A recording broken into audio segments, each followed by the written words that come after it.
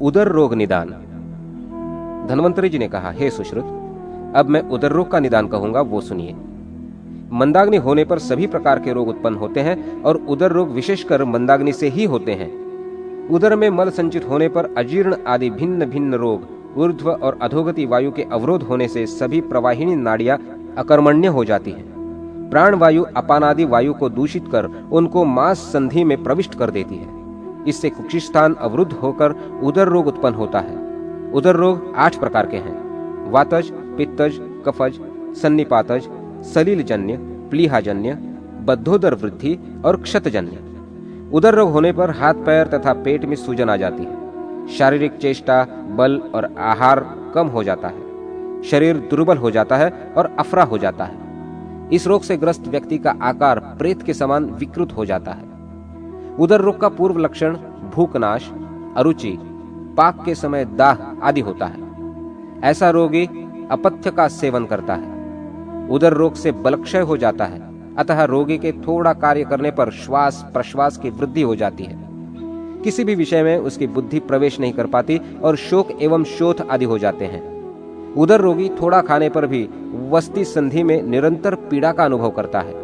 सभी प्रकार के उदर रोगों में रोगी वृद्धावस्था के समान जीर्ण हो जाता है और बलहीन हो जाता है। तंद्रा, आलस्य, मलवेग, मंदाग्नि, दाह, सुजन और आध्मान ये सभी जलोदर के लक्षण हैं। सब प्रकार का जलोदर रोग मृत्यु कारक है, इसलिए उसके लिए शोक करना व्यर्थ है। उदर रोग में रोगी का उदर गवाक्ष की तरह शिरोजाल से व्याप्त हो जाता है और सदा गुड़गुड़ शब्द होने लगता है। उदर रोग में वायु नाभि और आंत में विष्टब्धता उत्पन्न करके नष्ट हो जाता है। वायुजन्य उदर रोग में हृदय, नाभि, कटी, पायु और वंक्षण इन सभी स्थानों में पीड़ा करके स्वयं वायु शांत हो जाता है। शब्द के साथ वायु निकलने लगता है एवं अल्प परिमाण से ही मूत्र होता है। उसकी किसी भी विषय में चंचलता नहीं रहती और मुख सदा उदास रहता है। वातोदर में हाथ पैर, मुख और कुक्षि में शोथ हो जाता है। उदर पार्श्व तथा कटी और पृष्ठ आदि स्थानों में पीड़ा का अनुभव होता है और जोड़ों में दर्द रहता है। शुष्क कास, शरीर में पीड़ा, अधोभाग में गुरुता, मल संग्रह, शरीर में श्याम वर्णता या अरुण वर्णता आ जाती है एवं मुंह में बार बार पानी आता है। पेट में नीली और काली शिराएं उभर जाती है और व्यथा होती है तथा थपथपाने पर मशक जैसा शब्द करता है। उदर में वेदना के साथ सशब्द वायु चारों तरफ घूमती है। पित्त जनित उदर रोग में ज्वर, मूर्छा, दाह, प्यास, मुख में कटुता, अतिसार, त्वचा, नख आदि पर पीलापन, उदर पर हरापन एवं पीली और ताम्र वर्ण की शिराएं अधिकता से दिखती हैं तथा उष्मा और दाह बना रहता है। कफजनित उदर रोग में शरीर में अवसाद, शोथ, भारीपन, निद्राधिक्य, अरुचि, श्वासकास, त्वचा आदि में श्वेतता, श्वेत शिराओं से व्याप्त उदर बड़ा एवं धीरे से वृद्धि को प्राप्त करता है। त्रिदोष को कुपित करने वाले आहार विहार से, अधिक भोजन करने से, शरीर को क्षुब्ध करने से, गाड़ी आदि पर यात्रा करने से, दौड़ने कूदने, मैथुन करने, भार उठाने, चलने तथा ज्वरादि से दुर्बल व्यक्तियों के वाम पार्श्व में स्थित प्लीहा अपने स्थान से च्युत होकर वृद्धि को प्राप्त होने लगता है। प्लीहा पहले कठोर तथा पुनः उन्नत या उठा हुआ होकर उदर रोग उत्पन्न करता है और श्वासकास, मुख विरसता, अफरा, शूल, पांडु, वमन, मूर्छा, शरीर वेदना, दाह, विभ्रम आदि अनेक प्रकार के रोग उत्पन्न हो जाते हैं। उदर का रंग काला, लाल, विकृत, नीला एवं पीला हो जाता है। प्लीहोदर में भी वात, पित्त और कफ का संबंध रहता है। प्लीहा के समान ही उदर के दक्षिण भाग में स्थित यकृत विकृत होकर भी उदर रोग उत्पन्न करता है। कुपित अपान वायु मल एवं पुरुष, पित्त एवं कफ को अवरुद्ध करके उदर में बद्ध गुदोदर नामक रोग उत्पन्न करता है और ज्वर, कास, श्वास एवं सिर, नाभि, पार्श्व और गुदा में पीड़ा उत्पन्न करता है। उदर स्थिर एवं अचल बना रहता है। उस पर नीली एवं लाल शिराओं का जाल दिखता है और उदर के ऊपर का हिस्सा गाय की पूंछ के समान होकर मल संचय होता रहता है।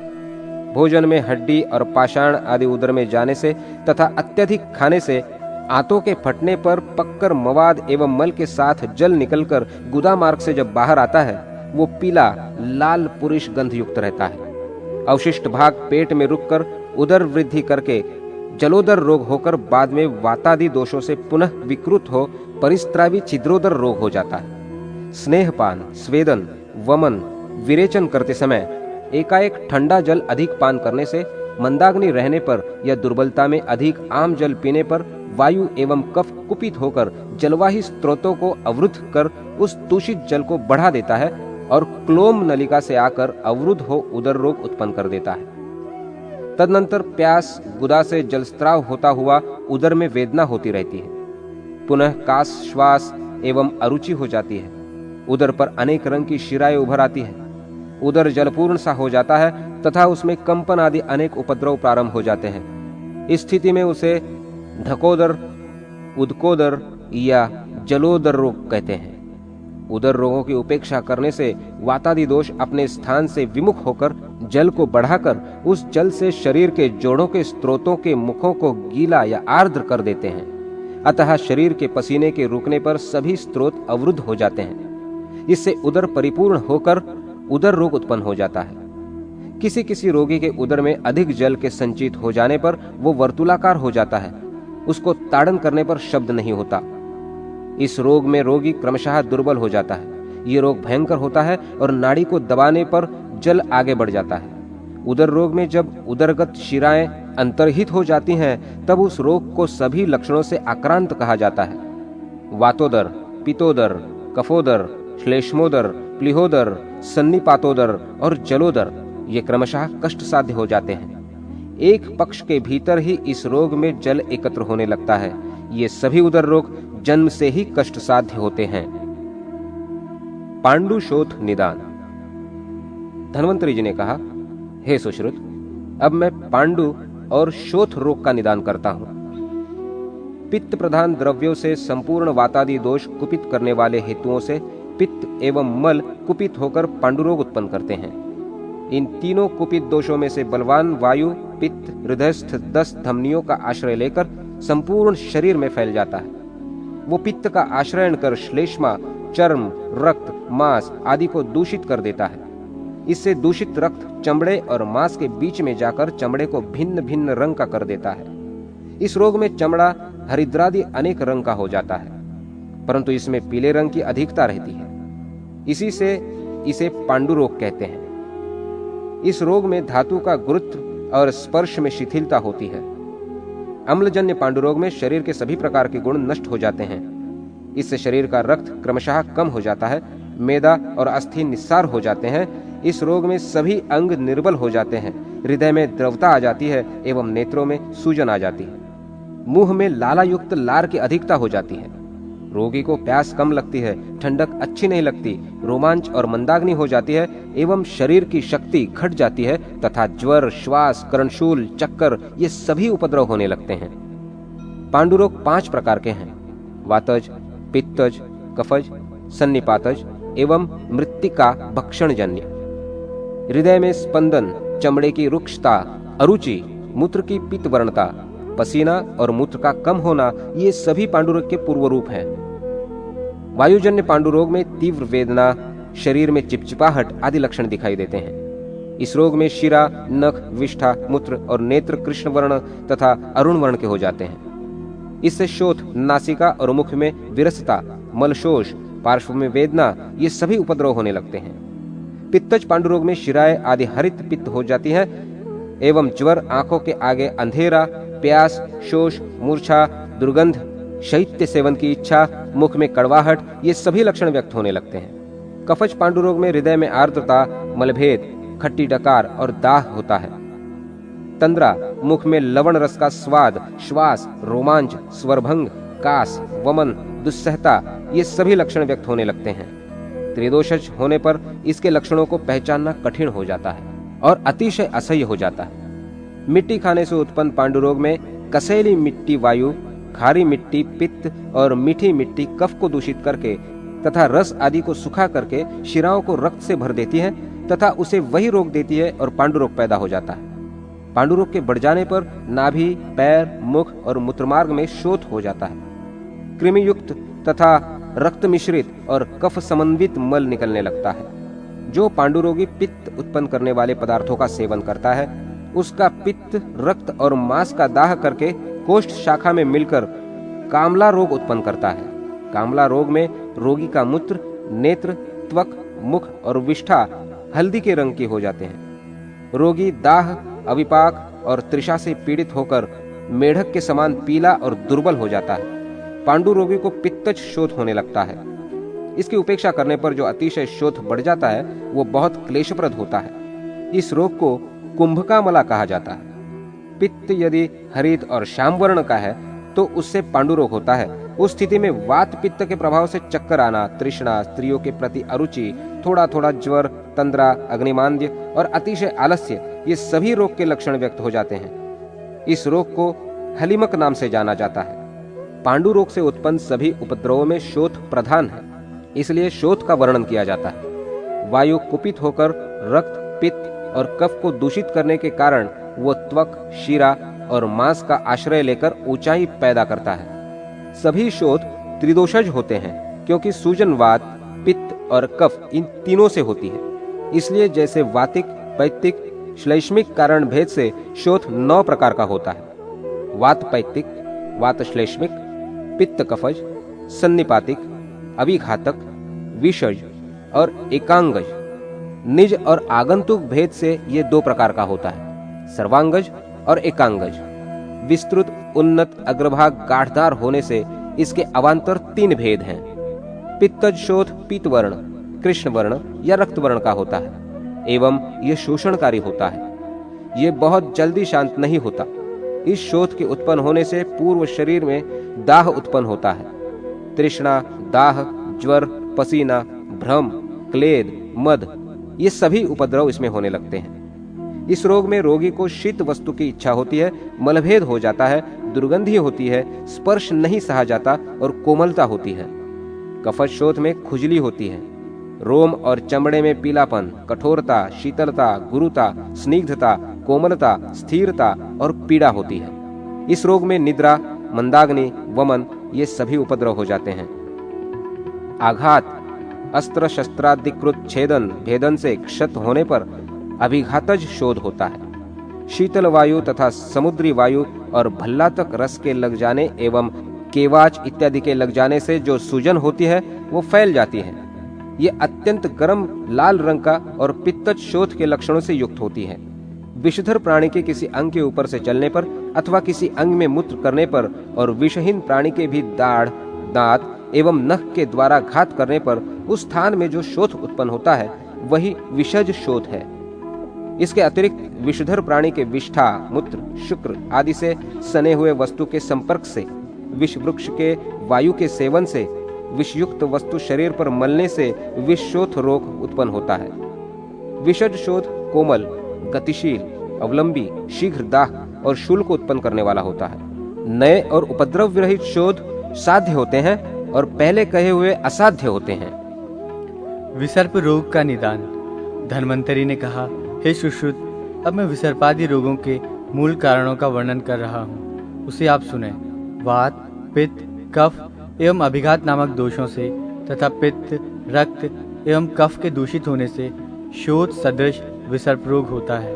बाह्य, अंतः, उभय ये उसके 3 अधिष्ठान हैं। इनमें अपने अपने प्रकोपक तथा विदाहकारी कारणों से शरीर में शीघ्र विसर्पण कर बाहर एवं अंदर विकृत करके विसर्प रोग शरीर के बाहर तथा अंदर उत्पन्न करते हैं। आंतरिक विसर्प से हृदय आदि में उपताप होने के कारण अत्यंत मोह तथा कर्णनासा आदि में विघटन होता है। प्यास की अधिकता और मलमूत्र आदि में विषमता होती है। कफजन्य विसर्प रोग में अत्यधिक खुजलाहट होती है, उसमें स्निग्धता बनी रहती है और कफजन्य ज्वर के समान इस रोग में भी रोगी को कष्ट भोगना पड़ता है।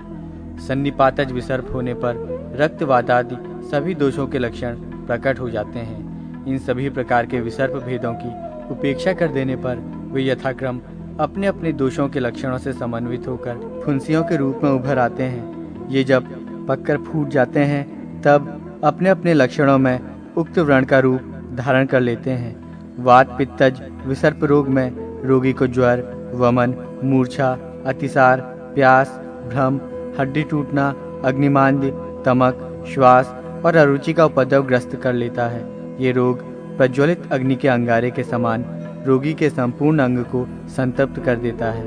ये विसर्प शरीर के जिन जिन स्थानों पर फैलता है वे स्थान बुझे हुए अंगारे के समान काले, नीले तथा रक्तवर्ण के हो जाते हैं। अपने स्फुटित व्रणों के द्वारा यथाशीघ्र ही अग्नि से दग्ध हुए स्थान के सदृश विस्तृत क्षेत्र में ये फैल जाता है। शीघ्रगामी होने के कारण विसर्प मर्मस्थल तक पहुंच जाता है। इस रोग में वायु प्रबल हो जाता है और वो प्रकुपित होकर संपूर्ण अंगों को पीड़ित करता है तथा रोगी को चेतना शून्य कर देता है। उसके प्रभाव से रोगी की निद्रा भी समाप्त हो जाती है। उसकी श्वसन क्रिया में विकार आ जाता है। ऐसे रोगी को हिचकी भी आने लगती है। इस प्रकार के रोग में रोगी की ऐसी अवस्था हो जाती है कि वो पीड़ा से ग्रस्त हो उठता है तो उसको अत्यंत व्याकुलता की अनुभूति होती है। भूमि, शैया तथा आसन आदि पर उठने बैठने और लेटने से उसको तनिक भी शांति प्राप्त नहीं होती। इस रोग से ग्रस्त रोगी उससे विमुक्त होने के लिए विभिन्न प्रकार की चेष्टा करता है किंतु उस कष्ट से विमुक्त नहीं हो पाता। ऐसा रोगी मन और शरीर दोनों से शिथिल होकर ऐसी गंभीर मूर्छा को प्राप्त कर लेता है जिससे पुनः चेतना में उसको लौटना बड़ा ही दुस्साध्य होता है। इन लक्षणों से युक्त विसर्प को अग्नि विसर्प कहा जाता है। कफ से अवरुद्ध वायु उस अवरोधक कफ का बहुत प्रकार से भेदन कर देती है। तब ग्रंथिमाला तैयार हो जाती है अथवा जिस रोगी का रक्त बढ़ जाता है उसके त्वचा, शिरा, स्नायु तथा मांसगत रक्त को दूषित करके वो वायु लंबी, छल्लेदार, स्थूल और खरदरी ग्रंथियों की रक्त भरी माला की सृष्टि करती है। इसके कारण रोगी को तीव्र पीड़ादायक ज्वर होता है। ये रोग होने पर रोगी श्वास, खांसी, अतिसार, मुखशोष, हिचकी, वमन, भ्रम, मोह, वर्णभेद, मूर्छा, अंगभेद और अग्निमांद्य के दोष से घिर जाता है। इस प्रकार कफ और वायु के संक्षोभ से उत्पन्न इस रोग को ग्रंथि विसर्प कहते हैं। कफ और पित्त के प्रकोपित होने से रोगी में ज्वर, स्तंभन, निद्रा, तंद्रा, शिरोवेदना, विक्षेप, प्रलाप, अरुचि, भ्रम, मूर्छा, अग्निमांद्य, अस्थिभेद, प्यास, इंद्रियजनित जड़ता, आव निर्गमन तथा रसादिक स्रोतों का लेप ये लक्षण दिखाई देते हैं। प्रायः ये दोष आमाशय के एक देश में होता है और धीरे धीरे अन्य भागों में फैलता जाता है, परंतु इसमें दर्द नहीं होता। यह अत्यंत पीला, लोहित और पांडु रंग की पिंडिकाओं से भर जाता है। इसके स्वरूप की कांति कृष्ण और मलिन पाई गई है। ये रोग शोथ से युक्त और भारी होता है। ये स्पर्श करने में अधिक ऊष्मा से समन्वित अनुभूत होता है। इसमें पसीने जैसी चिपचिपाहट होती है। जब ये पककर फूटता है तो इसमें मांस गल गल कर नए रूप में निकलने लगता है। शरीर की स्नायु तथा शिराएं स्पष्ट रूप से दिखाई देने लगती हैं। इस प्रकार सभी लक्षणों से युक्त हुआ ये विसर्प रोग अंततोगत्वा शरीर की त्वचा से संपृक्त हो जाता है, जिसके कारण ये बाह्य भाग में दिखाई देने लगता है। इस रोग स्थान से शव के समान दुर्गंध निकलती है। विद्वानों ने इसको कर्दम विसर्प रोग के नाम से अभिहित किया है। बाह्य आघात आदि के कारण क्षत हुए शरीर से क्रुद्ध वायु पित्त को रक्त समन्वित करता हुआ कुल्थी के दानों के समान स्फोट जनित विसर्प को जन्म देता है। इसमें शोथ, ज्वर, पीड़ा, दाहाधिक्य, शाम और रक्त वर्णता का लक्षण भी दिखाई पड़ता है। पृथक पृथक वात, पित्त तथा कब्जनित दोष से उत्पन्न उक्त तीनों प्रकार का विसर्प रोग साध्य है। इतना ही नहीं, वात, पित्त आदि द्वंद्व जनित दोष से समन्वित विसर्प यदि उपद्रव से रहित हैं तो वे भी यथापेक्षित चिकित्सा से दूर किए जा सकते हैं। किंतु जो विसर्प समस्त दोषों से युक्त हो जाते हैं और जिनका आक्रमण रोगी के मर्मस्थल को आहत करने में सफल हो जाता है, जिसके दुष्प्रभाव से रोगी के शरीर का स्नायु, शिरा और मांस गल जाता है और जिनसे शव के समान दुर्गंध आने लगती है, वे विसर्प रोग असाध्य हो जाते हैं। उनकी चिकित्सा संभव नहीं है।